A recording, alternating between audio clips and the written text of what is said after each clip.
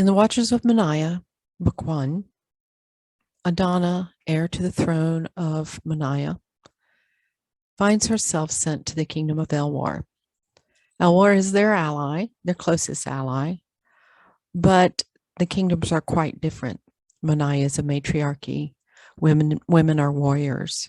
The land is flat and expansive, which really works well with her watcher's gift. As a warrior, she has enhanced vision to see in long distances. Elwar is not a matriarchy. Women are not warriors. The land is closed in mountains, forests, high walls, which makes her feel almost blind because of her watcher's ability. Also, the giraffe she's telepathically bonded to remains in Moniah, and that stretches the bond between them to excruciating pain. As we are preparing for Thanksgiving this week, I thought it'd be a fun thing to look at a scene where Adana first experiences Elwar and how she is coping with the differences when she's missing the comforts of her own home. Hopefully each of you are in the comfort of your family and your loved ones and are spending the week in the comforts of home. But if you're not, maybe you'll relate to what Adana is going through. The city walls loomed above Adana before she realized it. One moment they were winding along the road.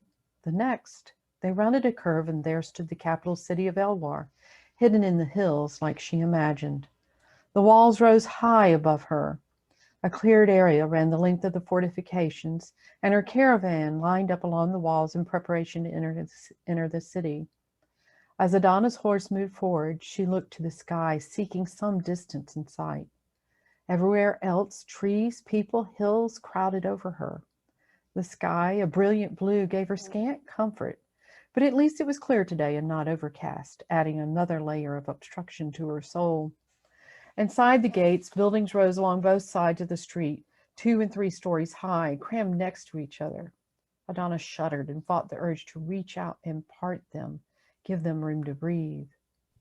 Lining the road, villagers gathered 5 and 6 people deep, cheering and chanting her name. A little girl reached out to one of the watchers on Adana's right and gave her flowers. The watcher accepted them and passed them up to Adana. Adana inhaled their foreign fragrance and turned to thank the child, but the throngs had absorbed her. Agony roiled over her as ambrosia stretched across the link, trying to calm her nerves. A hazy image of the paddock shimmered through the connection, but the effort was too much to hold, and the pain, like a muscle stretched beyond endurance, fogged her senses. She pushed back and ignored the giraffe. It didn't help much. The crystals provided better comfort, but she'd taken them already. Casa rode up on her left side. Breathe, Adana. Make sure you breathe. It won't be so bad when the crowds go home. Adana inhaled and let the air spread through her lungs and into her abdomen. She coughed. The stench of too many people and animals assaulted her. Casa stayed by her side, a knowing look on her face. You will learn to ignore the odors. Find your focus. Breathe. Focus on the action of breathing, not the smells. Adana tried again. She gagged, but forced her mind to center on the swelling in her lungs, followed by the gentle rise and fall of her abdomen. Good. Again. Casa talked her through several breaths until her body relaxed, and the pain of the stretched link with ambrosia lightened. The castle gates stood open before her, and the crowds fell back as her caravan approached the entrance. 2 more breaths should get her there, away from the crowds, but still trapped inside high walls.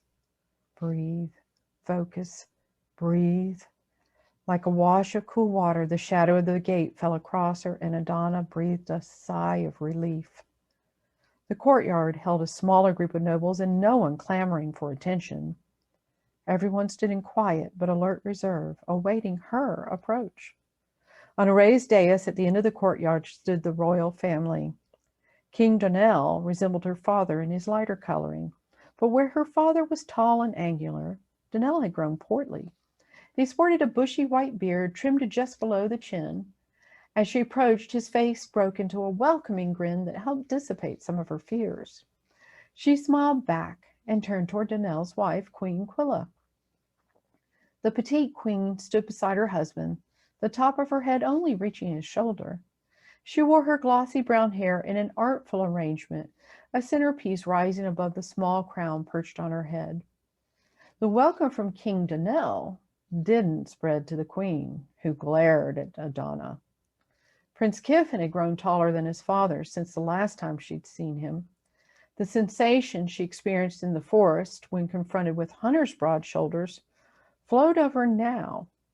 Kiffin hadn't reached the full musculature of a man yet, but his shoulders showed the promise. He wore his brown hair shorter than most men, just long enough to touch his collar, and he regarded her with sad, deep-set brown eyes. Beside him, the young Princess Lyra stood, bouncing on her feet. She was a tiny duplicate of her mother, except for the blue eyes and blonde hair given to her by her father. She stood a little farther from Kiffin than she should, the slight gap, proof of a presence gone, but not yet acknowledged. Saren's siblings hadn't found a way to stand closer yet.